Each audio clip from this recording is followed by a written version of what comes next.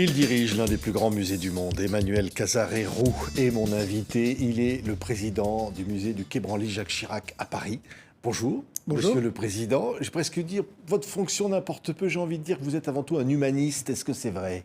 Bon, j'essaye, oui, je pense, comme beaucoup, essaye de trouver dans l'intérêt pour l'art et la culture quelque chose qui manifeste de la diversité culturelle humaine et au fond, manifeste aussi d'une sorte de tronc commun qui nous rassemble tous. Une altérité, je crois que c'est le mot que vous employez beaucoup. Oui, une altérité parce que c'est ce qui caractérise beaucoup de ces cultures. Il me semble qu'elle, à partir d'une partition, enfin d'un nombre de sons communs et de rythmes communs, chacune développe sa propre partition et c'est ça qui est intéressant. Oui, ce musée des arts et civilisations, hors Europe, on va dire, hors Europe, voulu par Jacques Chirac, on l'a compris. Oui. Oui, voulu par Jacques Chirac, dans un grand mouvement de reconcentration, finalement, de collections qui avaient été principalement au musée d'ethnographie du Trocadéro et ensuite au musée de l'Homme, au musée des arts, des arts africains et océaniens, et d'autres collections plus modestes qui avaient été aussi distribuées. Donc c'est l'idée qu'il fallait rassembler ce qui était finalement dispersé pour en faire un discours et une présentation commune. Oui, plus d'1 million de visiteurs en année normale. Oui. Ce qui est considérable, ce qui montre l'intérêt. Et il y a 380 000 pièces dans ce musée. Oui. C'est un musée qui a une collection remarquable, non seulement par le nombre. Alors, il ne faut pas se fier trop aux chiffres, parce que dans ce nombre, il y a aussi des tout petits objets qui vont compter pour un, et puis des énormes statues, comme une grande tête de l'île de Pâques, qui compte pour un aussi.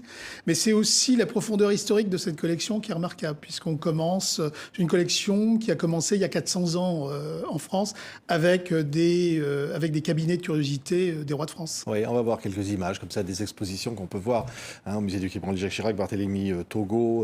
On peut y voir une collection de Marc Ladré-Lacharrière, Olmec. On voit ces images. Ces objets nous disent quoi, au fond ? Ils nous permettent de regarder le temps les droits dans les yeux, les yeux dans les yeux. C'est-à-dire que c'est des témoins du passé. C'est des témoins qui sont qu'on essaye de préserver dans leur intégrité physique et dont on essaye de montrer les messages dont ils sont porteurs. Ces messages sont fort différents. C'est à la fois les messages de ceux qui les ont créés, mais aussi selon les messages de la manière dont ils ont été perçus dans les différents environnements dans lesquels ils ont vécu. Un salon d'un collectionneur, un hôtel particulier ou une collection publique dans une exposition particulière. Oui. Vous dites qu'il faut rééquilibrer les regards entre ceux qui ont découvert, comme vous le dites, ces objets, entre guillemets découverts, et ceux qui les ont créés. Pourquoi ? Oui, parce que souvent, on n'a qu'une partie de l'histoire dont on a fait mémoire. Et il y a aussi une autre partie de l'histoire qui est non écrite. Il faut voir que beaucoup de ces objets proviennent de civilisations orales. Donc on a récupéré, on a pu rassembler ce qui était tangible, ce qu'on pouvait attraper, toucher et mettre en caisse, mais tout ce qui est intangible, tout ce qui est le chant, la danse, la littérature orale qui font la consistance même des civilisations orales, bien souvent elles n'ont pas été notées. Donc il y a toute une partie de cette mémoire qui est absente aujourd'hui et qu'il faut essayer d'évoquer, de reconstruire si l'on peut, mais au moins d'évoquer, de se souvenir que ces objets, c'est une toute petite partie de ce que constitue une culture. Oui, on peut dire une culture monde, quelque part. Parce qu'au fond, ce musée a quelque chose de peut-être universel, au fond. Oui, c'est une formidable utopie, les musées. C'est de dire qu'on peut geler le temps, comme si on pouvait le faire. Mais oui, c'est une utopie. C'est une utopie non seulement sur le temps, mais effectivement aussi sur l'universel. C'est-à-dire de se dire qu'on peut assembler dans un seul regard ou dans une seule déambulation suffisamment de témoins du monde pour pouvoir avoir une perception de la profondeur historique et de l'étendue du globe terrestre. Oui. Dans une interview à Jeune Afrique, vous avez dit un musée ne doit pas faire la morale.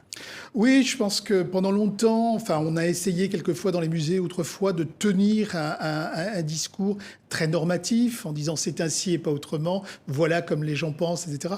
Je pense qu'aujourd'hui on est beaucoup plus modeste par rapport à cette information. On essaie de montrer que l'information dont on dispose, elle peut être critiquable, mais qu'elle a besoin aussi d'être appréhendée de manière différente. Et je crois que c'est aussi le changement du visiteur. le visiteur du XXIe siècle d'un musée arrive aussi avec une culture bien plus large que celle du visiteur du XIXe siècle, et donc a une capacité aussi à réagencer les informations et les perceptions visuelles qu'il a par rapport à ses propres connaissances. Oui, Afrique, Océanie, Amérique, Asie. Oui, et dans toutes ces civilisations, une force, j'allais dire, incroyable au niveau de la créativité. Et vous dites d'ailleurs aussi des objets chargés de sens, de symboles. Oui, bien sûr, dans les collections, il y a des choses extrêmement lourdes, j'allais dire, par les symboles, parce qu'elles ont représenté pour des groupes humains, et puis aussi des choses plus ténues, aussi des choses du quotidien, parce que les objets du quotidien nous rappellent aussi qu'il y a toute une partie, dans une culture, il n'y a pas que la vie religieuse ou la vie sociale des empereurs et des rois et des chefs, il y a aussi le quotidien des humains, et je pense qu'un musée se doit de refléter ces différents aspects de la vie humaine. Oui, il y a un dialogue évidemment avec les pays d'origine de ces œuvres. Aujourd'hui, des œuvres restituées quand c'est nécessaire. On pense à Abomey, cette extraordinaire collection pour le Bénin. Les 26 œuvres qui ont été saisies par le colonel Dodds au XIXe siècle, en 1892 à Abomey, qui vont être transférées, qui ont fait l'objet d'une loi devant le Parlement, votée par le Parlement, et qui vont être transférées à la fin de l'année physiquement dans un musée à Ouidah, et ensuite un musée qui est en construction à Abomey au Bénin, dans la République du Bénin, plus tard. Oui, c'est un dialogue.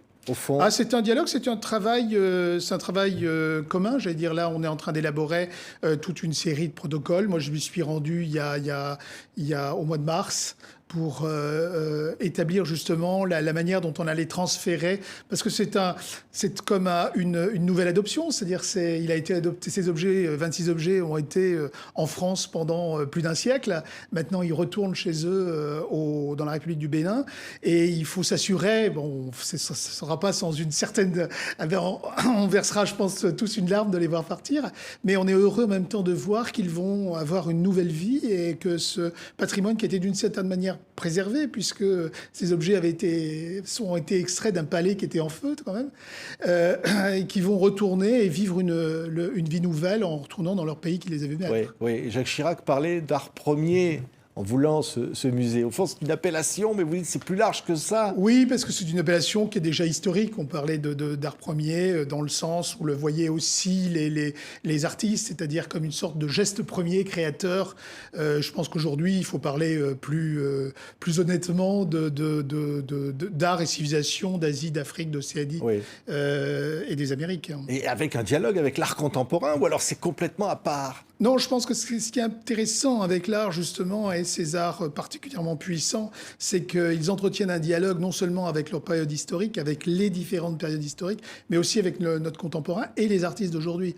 Et en ce moment, on a une formidable exposition qui s'appelle Ex-Africa, dont le commissaire est Philippe Dagen, qui montre bien que ces œuvres ne sont pas seulement des œuvres qui ont pu inspirer Picasso, Braque, Derain, etc., au XXe siècle, mais qu'il y a une filiation, il y a des fils qui se continuent toujours aujourd'hui, et que ça peut inspirer des gens comme Orlan, qu'on a en ce moment à l'écran, des gens qui n'ont pas forcément grand-chose à voir avec l'Afrique, mais qui se sentent appelés, interrogés, questionnés par ces objets. Oui, et d'ailleurs, cet art a inspiré Picasso, inspiré les plus grands, et se retrouver d'ailleurs dans les musées, au musée du Louvre, sans être forcément montré.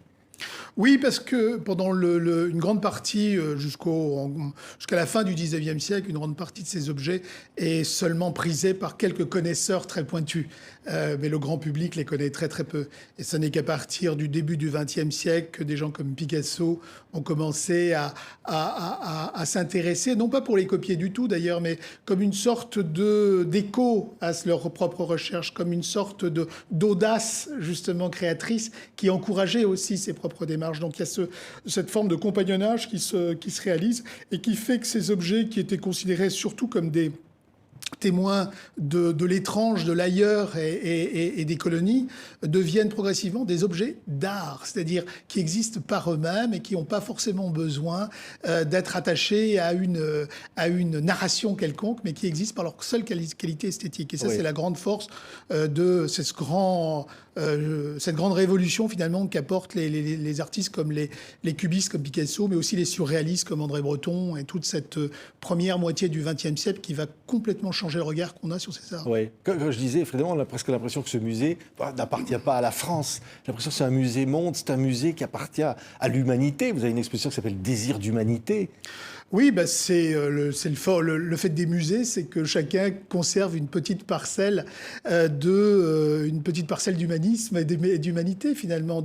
C'est une parcelle du temps, c'est une parcelle de témoignages. Et c'est vrai que dans ce musée, par la concentration des expositions et de la présence des œuvres, on peut faire une très belle promenade en passant les continents avec quelques pas grâce aux collections de ce musée. Ouais. Ouais, et en même temps, cette idée de ce dialogue, de ce pont des cultures. Oui, l'idée, c'est dans un monde déchiré, voilà. L'idée, c'est que la culture reste une chance pour l'humanité, parce qu'elle est à la fois unique, parce qu'elle est produite par l'humanité, et en même temps, elle est la construction, les éléments du dialogue possible. Oui. Emmanuel Carrérou, vous venez de Nouvelle-Calédonie, vous avez grandi à côté de Nouméa, Montravel, votre maman était métropolitaine, votre père kanak, vous avez dirigé le centre culturel Jean-Marie Tjibaou, puis le musée de Nouvelle-Calédonie, dans une terre justement où aujourd'hui encore bat et palpite comme ça ce qu'est l'art, ce qui finalement unit un peuple, ce qui fait une culture, une civilisation. Oui, une culture très forte, en tout cas, la culture kanak, qui existe à la fois par son unicité, quand on la regarde de l'extérieur, et en même temps par son extraordinaire diversité, puisqu'il y a 28 langues et 11 dialectes qui sont parlés dans le monde kanak. C'est montrer que les langues ne sont pas des frontières culturelles, c'est qu'une seule langue ne suffit pas au bonheur de chacun, et que parler plusieurs langues, c'est aussi une extraordinaire richesse. C'est l'idée que ce qui fonde finalement la relation entre les humains aujourd'hui, c'est aussi cet échange par la création. Et c'est le projet de centre culturel Tjibaou a été une formidable aventure, justement pour essayer de passer cette tentation du retour vers le passé, puisque Tjibaou disait le retour vers le passé, personne ne l'a jamais vécu. Notre identité, elle est devant nous, c'est-à-dire que la culture est un phénomène vivant, c'est un phénomène humain en constante évolution, et qu'il faut surtout pas se scléroser sur des images du passé en pensant qu'on doit se conformer au passé, mais qu'au contraire, il faut faire confiance aux humains que nous sommes aujourd'hui, et en particulier aux artistes qui ont cette vocation, cette capacité, cette formidable puissance d'évocation et de réinventer finalement l'identité culturelle. Oui, dans cette Nouvelle-Calédonie où, à un moment donné, on a presque cru qu'une guerre civile allait s'emparer du pays, dans ces années 80, où vous avez eu la vocation comme ça de l'art. Vous vous êtes dit, au fond, c'est peut-être l'art qui va nous sauver. Je n'étais pas le seul, je pense que beaucoup aussi. Le Premier ministre aussi, Michel Rocard à l'époque, qui a proposé de réaliser ce centre culturel. Mais avant lui, Tjibaou. Jean-Marie Tjibaou, l'idée qu'on ne peut pas construire de communauté humaine simplement sur de l'économique ou sur quelque chose qui ne toucherait pas à l'âme et à la profondeur de l'humanité. Et cette humanité, c'est d'abord la culture, et c'est la langue, la culture, les produits de la culture qui doivent être premiers. Donc ça, c'est une idée qu'on partageait et qu'on partage toujours avec un certain nombre de personnes. Et c'est vrai que vous avez raison de le souligner, au moment où on était proche de la guerre civile, on construisait un centre culturel. Il fallait quand même être un peu fou. Oui, c'est presque au fond une forme de révolte, l'art. C'est de se dire, voilà, on ne peut pas se résigner à l'affrontement. Oui, c'est une profonde confiance en l'humain. C'est de dire qu'aussi la Nouvelle-Calédonie est un pays relativement petit, où on peut se connaître, on se côtoie assez facilement, et qu'une humanité dont on peut connaître les individus, c'est une humanité qui doit trouver d'autres chemins que ceux de l'affrontement. Oui. Jean-Marie Tjibaou, aujourd'hui, évidemment, la Nouvelle-Calédonie sera peut-être indépendante demain. Les Calédoniens vont voter. Jean-Marie Tjibaou aurait aimé quoi, finalement? Vous vous dites quoi? Il aurait voulu une terre qui soit fidèle, finalement, à ses racines ancestrales. Oui, je pense qu'elle l'est toujours, hein. Le monde kanak est bien campé sur ses pieds, sait d'où il vient, s'interroge où il va. Il aurait voulu, je pense, enfin je sais pas, je peux pas me permettre de parler à sa place, mais en tout cas j'ai l'impression que sa vision, c'est une vision d'une Calédonie très plurielle. De même que le monde kanak est pluriel, il est facile d'imaginer une Calédonie qui continue cette pluralité en ajoutant les différentes langues et les différentes cultures qui nous sont venues au-delà du lagon depuis ces siècles. Oui. Ça reste ancré en vous, la Nouvelle-Calédonie. Ah bah bien sûr. Oui. On peut pas... Oui, bien sûr. C'est... Et on souffre un peu de ne pas pouvoir y aller depuis bientôt, depuis plus d'une année. Ouais. Oui. Mais quelle aventure que votre vie, Ouais, quand même. vraiment. Parce que vraiment, c'est... Hein? Oui, bah oui, je m'en réjouis tous les jours. Oui, mais une passion C'est une qui vous amène passion, là. oui, c'est vraiment la passion. Ouais. Et puis l'intérêt pour les cultures, l'intérêt pour le divers. Et c'est ce que j'ai appris essentiellement en étant... Enfin, c'est ce que j'ai toujours aimé en Calédonie, c'est que dans une coutume, vous y allez avec votre langue, votre famille, etc. Dès que vous y êtes, vous entendez parler une nouvelle langue, des nouvelles façons de faire, et ça vous intrigue. Et vous avez envie de savoir pourquoi, de l'autre côté de la vallée, ils ne parlent pas la même langue, ou de l'autre côté de la rivière, la coutume est différente. Donc c'est ce goût de la diversité, et d'essayer de voir ça, non pas comme des oppositions, mais comme une sorte de richesse qui s'additionne. Et c'est ce goût-là qui me conduit aujourd'hui à m'intéresser à des cultures aussi différentes que les cultures américaines, africaines ou asiatiques. Ouais. On rentre au musée du Quai Branly comme un peu dans une forêt.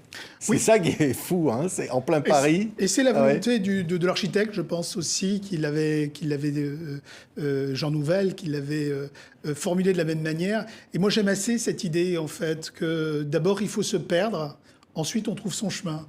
Et le musée se présente un peu de cette manière-là. Perdez-vous un peu dans les différentes cultures, puis cherchez ce qui vous attire, ce qui vous nourrit, et construisez votre chemin au travers de ces collections. Ouais. Il y a des œuvres qui vous parlent. Ah, Vous bien passez sûr. devant, vous vous arrêtez. Bon, évidemment, quand je passe devant les sculptures kanak, forcément.